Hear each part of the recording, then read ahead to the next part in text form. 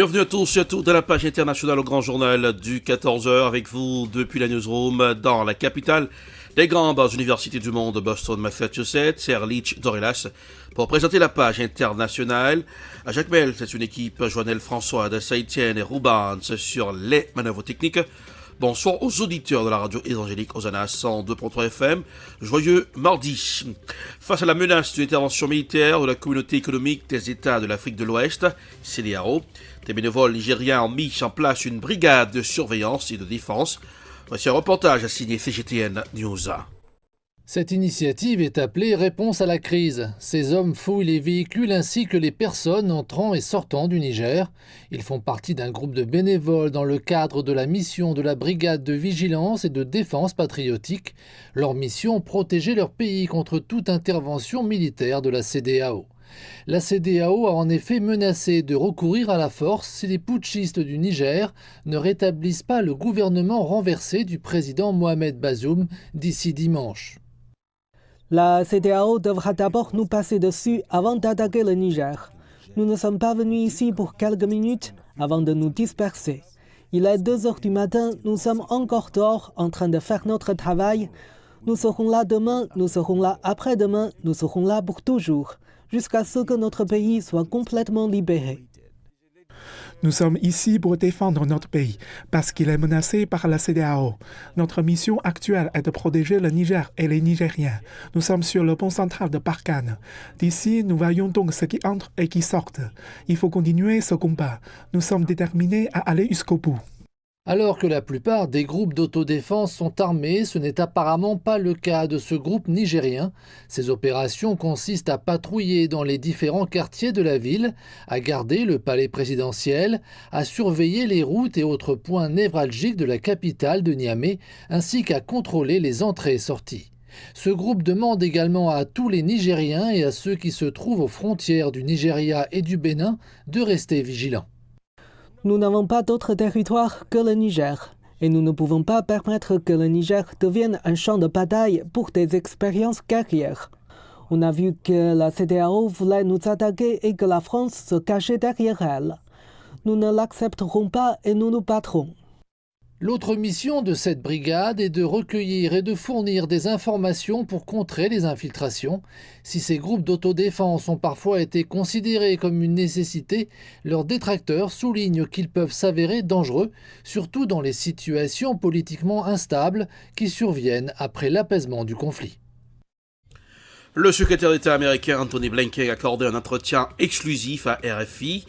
Il s'est exprimé sur l'accord céréalier en mer Noire, dont la Russie s'est retirée le 17 juillet 2023. Les États-Unis qui ont pris le 1er août la présidence mensuelle du Conseil de sécurité de l'ONU.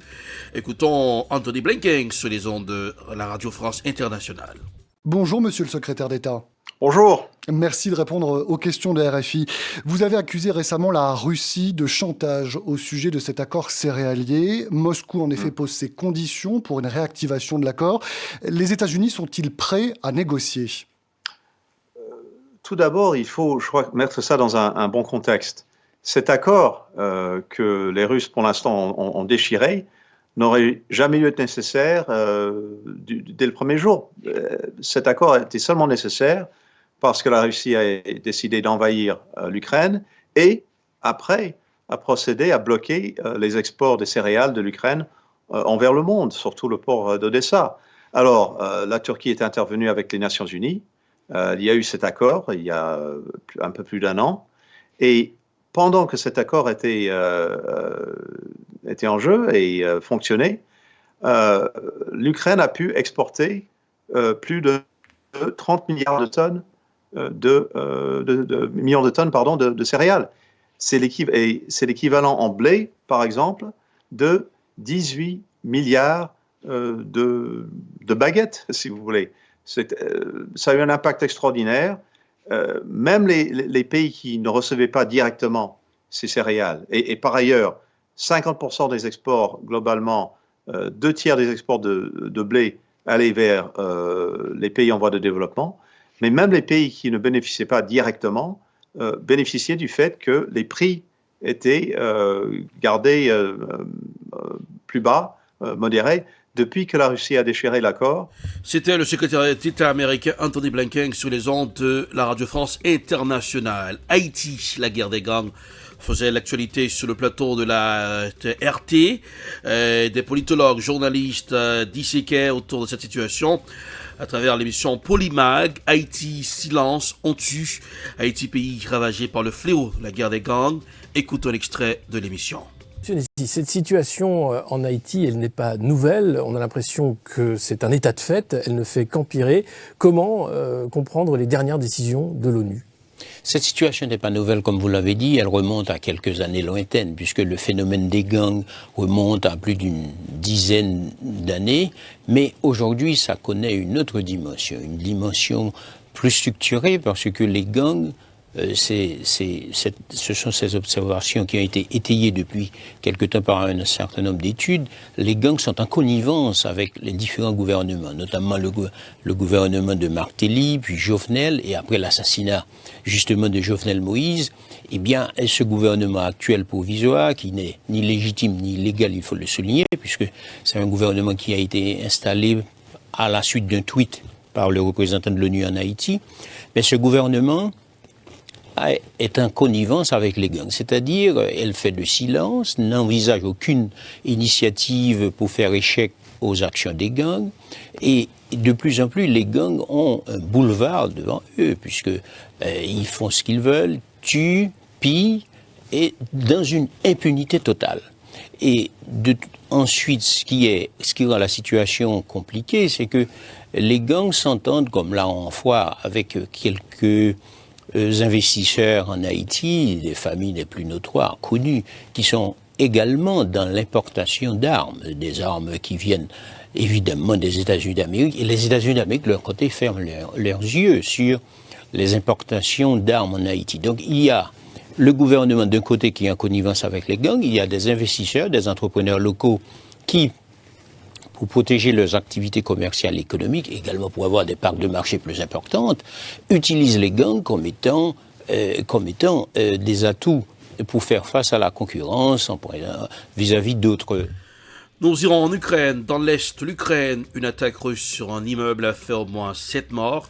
Moscou annonce que sur le front, ses troupes ont repris du terrain, s'enfonçant de 3 km dans les positions ennemies. Voici un reportage à signer Euronews. À l'aube, ce mardi, les secouristes s'activent dans les décombres à la recherche de survivants. La veille, 2 missiles russes se sont abattus sur cet immeuble de Pokrovsk, dans l'est de l'Ukraine. Bilan, 7 morts et 67 blessés. Les opérations de sauvetage avaient été interrompues dans la nuit en raison du risque de nouveaux bombardements. Донецької області. Після російських ракетних ударів. Ракети «Іскандер» проти звичайних житлових будинків. Всі наші служби працюють на місці. На жаль, є жертви. Les forces russes affirment avoir avancé de 3 km sur un tronçon de front long de 11 km dans les défenses ennemies en direction de Kupiansk. Cette zone reprise en septembre dernier par les forces ukrainiennes est soumise à une forte offensive russe depuis plusieurs semaines. Et comme pour remettre du baume au cœur à une population éprouvée, l'Ukraine diffuse ces images, le retour de 22 prisonniers de guerre. Ils racontent qu'ils reviennent de l'enfer et seront suivis physiquement et psychologiquement. Retournons au Niger. La CEDEAO peine à rétablir l'ordre constitutionnel au Niger après avoir échoué en Guinée, au Burkina Faso et au Mali. Les militaires résistent. Voici un reportage signé Africa News. Depuis 2 semaines, le Niger est dirigé par les auteurs du coup d'État contre Mohamed Bazoum. Le général Abdourahmane Tiani a justifié son coup de force contre le chef de l'État par les revers sécuritaires auxquels le pays ferait face. Sifo Moutoula, universitaire sud-africain, y voit une crise de leadership civil dans la région du Sahel. Si l'on considère ces deux personnages, ils caractérisent également la faiblesse du leadership, le déficit de leadership dans la région du Sahel, avec un dirigeant civil qui échoue et un dirigeant militaire qui veut prendre le pouvoir. C'est d'ailleurs la tendance dans la région du Sahel en ce qui concerne la montée en puissance des jeunes chefs militaires. La plupart d'entre eux ont été proches de la présidence, mais une fois qu'ils en sont sortis, ils veulent s'emparer du pouvoir. Le problème est de savoir comment rétablir un régime civil. Les coups d'État sont donc de retour en Afrique. Les pouvoirs issus des urnes deviennent vulnérables face aux ambitions des hommes en uniforme. À propos des coups d'État militaires en Afrique, il y a une tendance et un modèle d'imagerie de jeunes dirigeants militaires qui remettent en question la plupart des hauts dirigeants qui gouvernent la plupart des pays depuis longtemps. La question est donc de savoir si l'Afrique redéfinit sa démocratie par le biais des coups d'État militaires ou si elle est également menacée par des principes démocratiques extérieurs.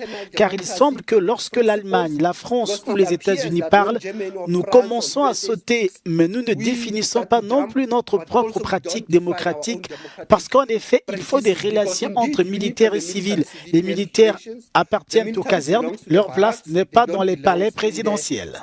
Mais face à l'attitude des militaires, la démocratie en Afrique vit-elle une fois de plus une période trouble ?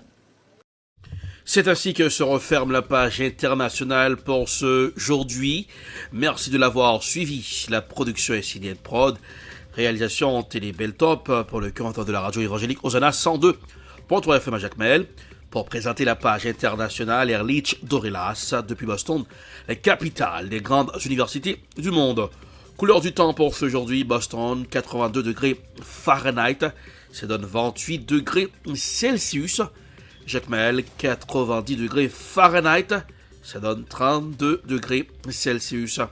Bonsoir Joannel, bonsoir Robin, bonsoir Nafa Etienne, bonsoir aux auditeurs de la radio évangélique Hosanna 102.3 FM à Jacmel. Passez un excellent mardi, bonsoir, à demain. C'était la page internationale avec Ehrlich Dorelas.